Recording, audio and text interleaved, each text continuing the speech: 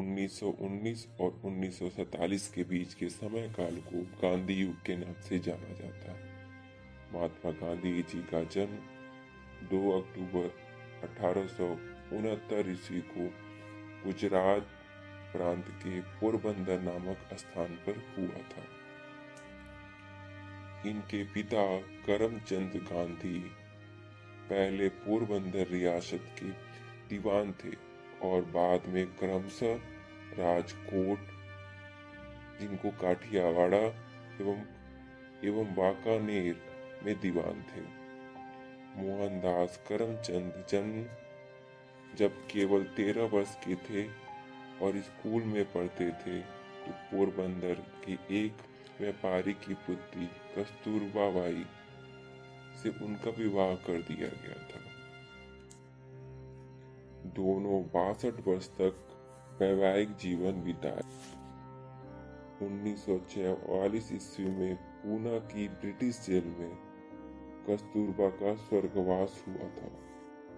गांधी जी 18 वर्ष की आयु में एक पुत्र के पिता हो गए थे और अगले वर्ष इंग्लैंड चले गए, जहाँ 3 वर्ष 1889 से लेकर 91 ईस्वी तक रहकर उन्होंने बैरिस्टरी पास की। भारत लौटने पर उन्होंने राजकोट और बंबई में वकालत शुरू की, किंतु इसमें उन्हें विशेष सफलता नहीं मिली। इसलिए 1892 ईस्वी में दक्षिणी अफ्रीका में व्यापार करने वाले एक भारतीय मुसलमान व्यापारी दादा अब्दुल्ला ने उनके सामने मुकदमा देखने का प्रस्ताव रखा तो उन्होंने इसे स्वीकार कर लिया और सन 1893 ईस्वी में वे दक्षिण अफ्रीका चले गए। वहां पहुंचते ही उन्होंने दक्षिण अफ्रीका में भारतीयों के साथ किए जाने वाले कट व्यवहार का अनुभव हुआ। गांधी जी जब डरबन से प्रिटोरिया तक रेलवे द्वारा प्रथम श्रेणी के डिब्बे में यात्रा कर रहे थे तो रास्ते में एक गोरा उनके डब्बे में घुसा और उसने स्थानीय पुलिस की सहायता से उन्हें धक्का देकर नीचे उतार दिया, क्योंकि दक्षिण अफ्रीका में किसी भी भारतीय को, चाहे वह कितना ही धनी एवं प्रतिष्ठित क्यों न हो, गोरों के साथ यात्रा करने की अनुमति नहीं थी। गांधी जी के जीवन यात्रा को एक नई दिशा दी थी इस घटना ने। 1906 ईस्वी में गांधी जी ने एशियाटिक रजिस्ट्रेशन एक्ट का विरोध किया और एक शिष्टमंडल इंग्लैंड भेजा। उन्हें इस अधिनियम को समाप्त करवाने में सफलता मिली। गांधी जी ने दक्षिण अफ्रीका में सन 1894 ईस्वी में नटाल इंडियन कांग्रेस की स्थापना की और दक्षिण अफ्रीका के लंबे आंदोलन के दौरान कई बार जेल यात्रा की। अपने सहयोगी जर्मन शिल्पकार कालेनबाख की मदद से टालस्टॉय फार्म की स्थापना की और वहीं रहने लगे।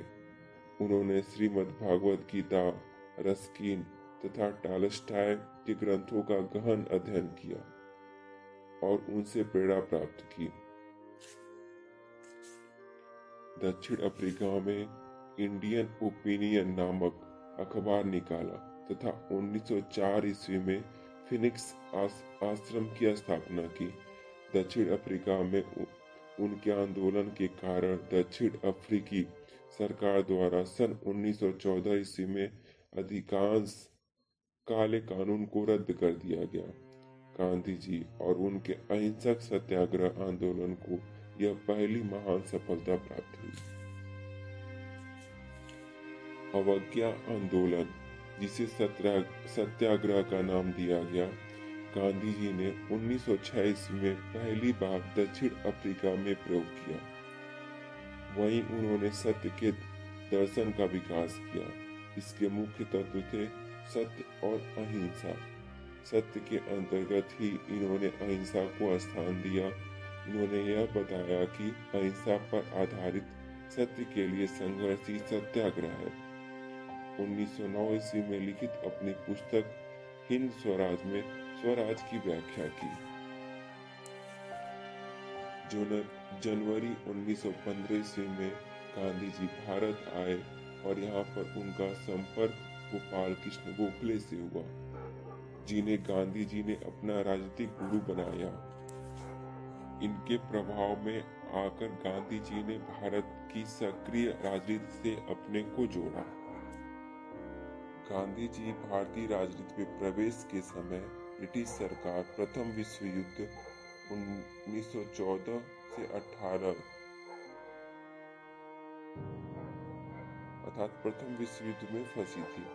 गांधी जी ने सरकार को पूर्ण सहयोग दिया, क्योंकि वे यह मानकर चल रहे थे कि ब्रिटिश सरकार युद्ध की समाप्ति पर भारतीयों को सहयोग के बदले स्वराज दे देगी।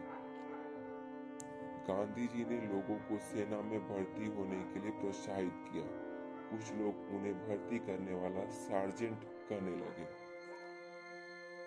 प्रथम विश्व युद्ध में अंग्रेजों के समर्थन करने के कारण ब्रिटिश सरकार ने 1915 ईस्वी में गांधी को कैसर-ए-हिंद की उपाधि प्रदान की थी। 1916 ईस्वी में गांधी जी ने अहमदाबाद के करीब साबरमती आश्रम की स्थापना की और अप्रैल 1917 ईस्वी में बिहार में स्थित चंपारण जिले में किसानों